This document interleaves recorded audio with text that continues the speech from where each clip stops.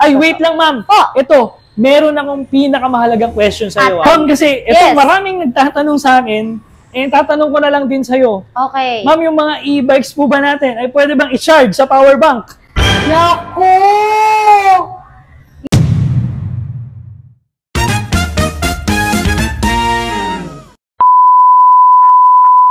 What's up, kamusta mga ka-electric? This is Eviahe Moto, ang inyong lakwachero at galang e-bike rider. So ngayon nga mga ka-Eviahe, andito tayo sa branch ng NXT E-Bike PH sa San Pablo, Laguna. At ngayon nga mga ka-electric, kasama natin ngayon si Miss Melanie, ang branch manager ng NXT San Pablo. Ito si Miss Melanie, actually napapanood ko lang to sa specs review ng NXT. No? And finally ma'am, na-meet kita. Salamat po sa pag-welcome. So ma'am, ano pong address itong ating branch dito sa San Pablo? Yes. Yung location ng San Pablo branch ay sa number 29, A Flores Street, Barangay 2D, San Pablo City, Laguna. Okay. Dito lang po nila yung matatagpuan. Ang landmark po natin ay malapit sa Liana Supermarket, San Pablo City. At pwede nyo yung i-search sa Google Maps, no?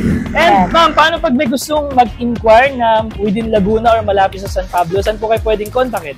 Para po sa mga information, sa mga nag-e-inquire, mga interesado po sa mga unit po natin, pwede po silang mag-direct PM or mag-message sa aming Facebook page, NXT E-Bike PH San Pablo. And meron pong sumasagot doon. Actually, ako po isa sa mga admin sa sumasagot po ng mga inquiries or mga tanong about sa mga bagong models po ng NXT. Ayan, rinig niyo si ma'am. May nagtanong kasi sa akin, si ma'am ba ganun din magsalita sa personal? Gusto mo napapanood sa NXT videos? Ganun din po siya. Natural din si ma'am. Correct. And then ma'am, kanina, pagdating pa lang namin, ang dala ko palang unit is NXT Storm-X na black. Pero dumating tayo dito, may nakita kong NXT Storm-X na black. Question, ma'am. Available po ba yan? Maraming nagtatanong sa akin. Oo, kasi marami po talaga ngayong naghahanap dahil kita nila sa social media na marami pong gumagamit ngayon ng mga NXT ADV models natin. And syempre, meron po tayong available na Storm X, meron din po tayong Voltaris Pro S, and syempre, meron po tayong Dynamax. Kaya sa mga taga San Pableño or San Pablo, pwede po kayo mag-inquire sa amin para sa mga available units po na meron tayo kay NXT. Okay. So, malamang sa malamang, pag na-post na tong video nito, baka sold na to agad, no? So, may Storm-X mo na black dito. And bukod dito, ma'am, ano pa yung mga units na available dito ngayon sa branch natin? So, para malaman po nila yung mga available units na meron po kami kay NXT, pwede ba tayong pumasok para ma-check natin? Sige po. At may pakita ko po sa inyo. Meron tayong Porto, kasi dalawa po yung version natin ng Porto. So, meron tayong with top box and without yung top box. So, this is Porto para at least aware yung mga watchers and viewers natin kung ano ba ang itsura at pangalan ng mga units natin kay NXT. Ma'am, anong pangalan ng version 2? Ito yung version 1 natin kasi wala siyang top box. Yung version 2 natin is yung Porto V2. Akala ko mamang version 1 for 1. O version 2 Porto. Ito ay Porto as in P-O-R-T-O-L Tagalog. And syempre, meron tayong Porto V2. Ito na yon. Ayan. Oo, so Eviahe. Ito na yon. Si V2 meron? Porto V2. Meron siyang bracket at top box. Yes, may top box po tayo para dun sa mga personal errands nila. Actually, ito napakaganda rin po nitong unit na to. So, ito ang Voltaris Pro. Yan. Available po ang kulay pula, Voltaris Pro. At punta tayo dito. Kung gusto naman ng mga pang-balance lang, especially sa mga like senior or mga pang-babae, di ba? Yung mga empleyado na gusto nilang balancing lang. Ito po ang bagay sa kanila, yung ating Triventure unit. At kagandahan po nito, ito po ay dual motor na. Ayan, may mga crash guard na din siya. Mga crash guard, pwedeng pambangga. Pero safe, di ba? Safe na safe talaga yan. Just in case bumangga, pero naman, may crash guard po. Kadalasan din ng mga customers namin dito, mga female talaga, female user. Also, meron po tayo, si Dynamax. Isa rin po sa nagustuhan natin kasi ang lakas ng headlight niya. Na kahit hindi ka maglagay ng MDL, sobrang projector yung headlights niya na. And also, meron po tayong Fusion X. Opo. Yung Fusion X po natin, available natin color is yung white. So, ito naman, nasa less than 50 lang yan. Nagre-range ng 40 plus, ganyan. Classic na maangas.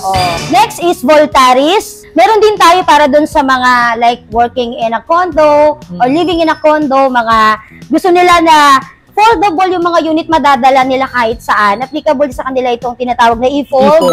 Actually, may mga nakikita ko nito, Grab Food, Oo. Food Panda ginagamit.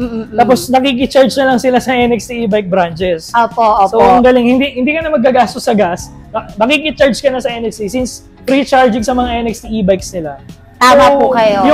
Kung gagamitin mo siyang pang Food Panda, pang Grab Food, ayan, yung kita mo buo na. Just in case naman, na pagdating sa mga may range anxiety ka, walang problema kasi merong pedal. Oo. Pwede nyo siyang pedalan. Ito naman po tinatawag na Driver S. Driver S. Tama po. Si Driver S kasi, very unique to kasi tatlo yung makakaupo dito sa loob. Foldable yung upuan niya. So po pwedeng upuan ng estudyante, ng bata. Dito meron siyang upuan na natutupi or napo-fold. And then ito, pwede rin po dito mismo yung nagda-drive. And kung gusto niyang i-move lang itong upuan dito sa gitna, pwede lang niyang ikutin to kapag ganito po. Yan, buhatin lang to, tapos ganyan. Tapos po tatapakan lang to, and then move lang siyang pag gano'n. So parang solo driving na. Ang galing. Kasi usually ang gumagamit din po nito mga nanay, namamalengke, pinaglalagyan po ng mga goods. May laman Yan. to sa loob, ma'am? Oo. Actually ito po, pwedeng paglagyan din. Oh, yun nga. Ayan o, pwede siyang paglagyan ng mga personal na gamit, wallet or cellphone para kahit paano safe. Pwede siya mag-road trip tapos ang dami niyang inumin dyan. Oo, pwede niyang lagyan. Icebox. Diba? Okay, ma'am. So next, Ayan. meron tayong Equinox V2. Kasi kung meron man tayong Equinox V1, which is drum brake, Opo. yung ating version 2 naman po ay naka dual disc brake na po. Dual disc So, brake. kaya po dito ang 4 na katao. 4 na katao po ang kakayanin ng ating unit na ito. Tsaka, safe and sound kasi, kumpleto po yan, no? Meron tayong mga rain cover, may electric fan, may safety handle na po. At the same time po, ito is maganda po yung unit kasi hindi siya matagtag. Yes, Ma'am, yung question. ating Equinox. Yes. Pag binili po ba natin si Equinox, kasama na po ito? Yes, ito po ay parang pwede na natin ipa-freebie Ayan. since ito po ay papasok na tayo sa month of December. Ma'am, baka pwede may Christmas light na doon. Basta pag binili nyo to, first come, first serve. Pwede nyo na pong mauwi itong Christmas decor, inyong-inyo na po yan. Sabi ni ma'am yan, ha? Ay, Correct. dito rin. May Christmas decor din. Ma'am, anong unit natin to? Ito naman po yung tinatawag natin na Trekta. So, sa Trekta po, ito ay dual motor din. Mas maganda po ito sa mga ahunan. Malakas po kasi pag sinabi po nating dual motor at lithium battery po, ito ay high speed and long range. And then ito po yung ating Voltaris Pro naman po na gray yung color niya. Okay. At Sa last unit natin, meron po tayong available na 4 wheels. Ito yung Infinity version 4. So, syempre, aside sa disc brake na po yan, kagandahan po nito is meron na siyang spare tire. Meron siyang Ayun. extrang gulong. So, ito ang e-bike na 5 wheels, pero And- spare tire correct. siya. At solar. Okay. At so, at the same time, meron siyang fan sa loob. Sana naman may aircon naman sa susunod. Sana nga eh. Hayaan mo darating tayo sa Ang point na yan. Pilipinas, napakainit na Correct. naman. So, ayun ma'am, meron mga nagtatanong sa akin, napakaraming question. Since Kaya dito po nga, tayo, sige. since isa po kayo sa laging nakikita namin sa Oo. page ng NXT, may mga questions po akong inihanda para Sige sa nga, inyo. kaya nating sagutin The first siguro yan. question, ma'am, is, pwede na po ba ito sa expressway tulad ng NLEX, SLEX, Skyway? Oo. So, ang sagot natin dyan, hindi pa po pwede yung e-bike sa expressway kasi meron pong requirements ng LTO na dapat po 400cc or 12,000 watts kasi yung mga unit po natin ay 160 watts at 4,000 watts pa lang po. So, dapat malinaw po sa atin yan na hindi po ito allowed sa expressway. Ayan. So, sa motor kasi, 400cc. Pero pag pinasok nyo yung e-bike sa expressway, kayo ay magkakaroon din ng pag-CCC. Next question, ma'am. Lalo na po sa mga 2 wheels e-bike natin. Registered na po ba ito katulad ni Stormex, Voltari, Silo Pro, Dynamax? Maraming tanong ang dumarating sa amin, especially sa mga Facebook pages ng NXT branches, ano? So, para sa kalinawan po ng lahat at informasyon po ninyo, hindi po totally required ng LTO na i-register po ang mga NXT e-bike or iba't ibang e-bike ng iba't ibang brand company. Kasi po, pending pa po ito ng LTO. But if in case na i-required na po ito ng LTO, ongoing na po yung mga papers, yung mga documents po natin for registration. So again, hindi pa po siya totally required, but we're on it. Papunta po tayo dyan. Okay. And sa pagkakaalam ko, suspended po ang e-bike registration sa ngayon. And as per research na rin, si NXT e-bikes naman po ay LTO compliant.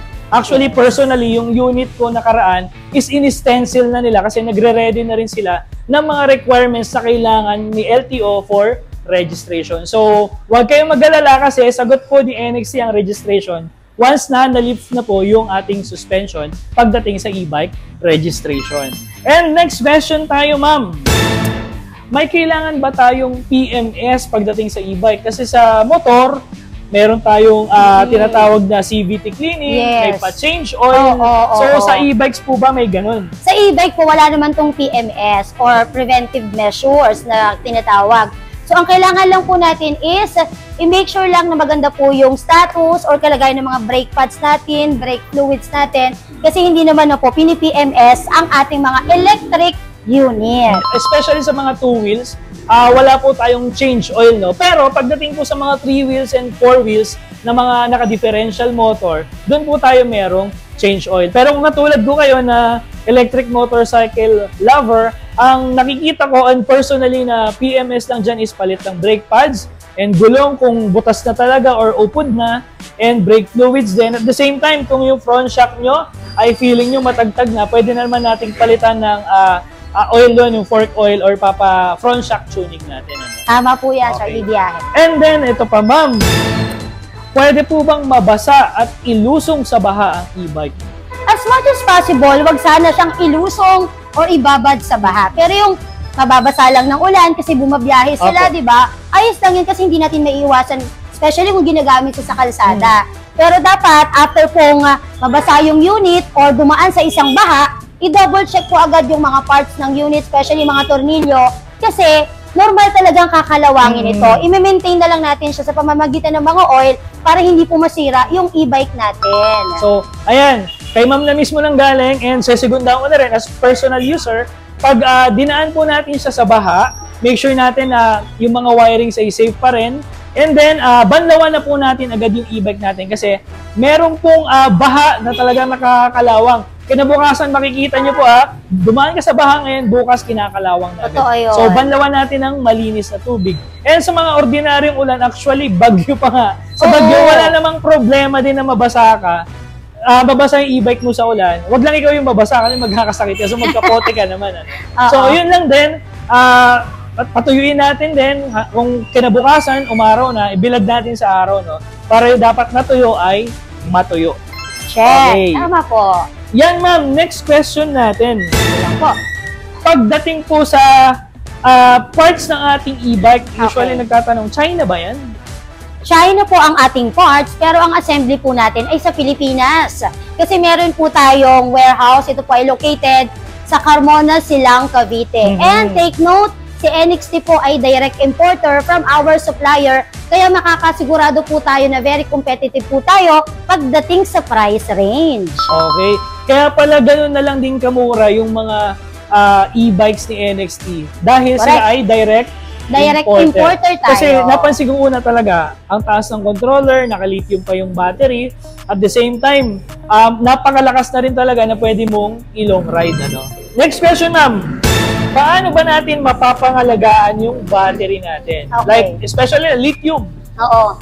Para po dun sa mga gumagamit ng mga unit with lithium battery, as much as possible din po, 20 to 30% mai-charge na po nila yung unit. Kapag naman po, lead acid, dapat pag nakita ninyo mga nasa 50% na, mag-charge na po tayo. Kasi pag mga lead acid, 6 to 8 hours of charging yan So, ibiyahe Pero pag lithium, mas less yung oras ng pagcha-charge. Meron dyan 3 to 4 hours, 5 to 6 lang po yung pagcha-charge, depende dun sa unit and specs po niya. Kumbaga, mas maganda po yung lithium compare sa lead acid, especially depende po doon sa na-avail po ninyong unit. So, yun yung mga dapat nating tandaan kung ano ba yung battery type na meron tayo. Tama po yun. So, again, pag naka-lithium, 20 to 30% lang po i-charge na natin. Pwede naman natin siyang i-drain pero hindi po madalas. For example, for emergency talaga, na i-drain natin siya ng once a month, wala naman pong problema. Wag lang po palagi kasi yung tinatawag po nating SOC or yung battery health ng ating mga batteries ay mabilis pong magde-degrade or mababa. Ay, wait lang ma'am. Ito, meron akong pinakamahalagang question sa iyo. Ano yun? At bago ko itanong, wait lang po, may kukunin lang ako. Okay, sige po. Ma'am, ito na po. Kasi ito, maraming nagtatanong sa akin. Tatanong ko na lang din sa'yo. Okay. Ma'am, yung mga e-bikes po ba natin ay pwede bang i-charge sa power bank? Naku! Yung sa power bank, hindi tayo pwedeng mag-charge using power bank. Eventually, magkakaroon tayo ng mga charging stations sa mga gasoline stations or different establishments. At saka, somewhere. Oo. Alam ko ma'am, pwede na rin makicharge dito sa NXT. Oo, kaya ina-advise namin, since nandito naman kayo, yung mga units ninyo, i-charge nyo talaga sa NXT branches na binibisita ninyo.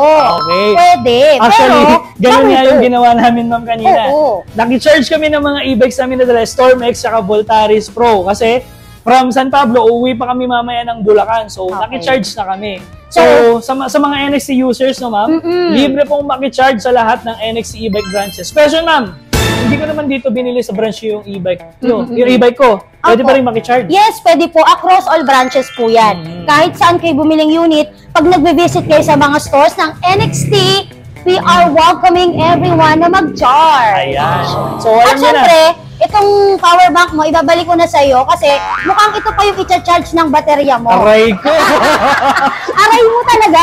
Baka ma'am, baka pwede gumawa ng NXT Type-C yun. Type-C at saka, Type-C at saka pang iPhone. Correct. So, ayun lang guys. Ma'am Melanie, maraming salamat po. Ulit. Nasagot na rin yung, 1 million question. Yung mga daily Yes. Q&A. Yan. So, ayun lang guys. Again, this is EV Ahemoto, ang inyong lakwatsero at galang e-bike rider. Hanggang dito na lang. Ride safe, keep safe mga ka-EVyahe. Sa kalsada nagsimula ang kwento, sa likod ng manibela kasama ang pangarap mo. Kahit saan sa Pinas, tayo'y makarating. Sa kalsada ng buhay, di na kailangang maghintay.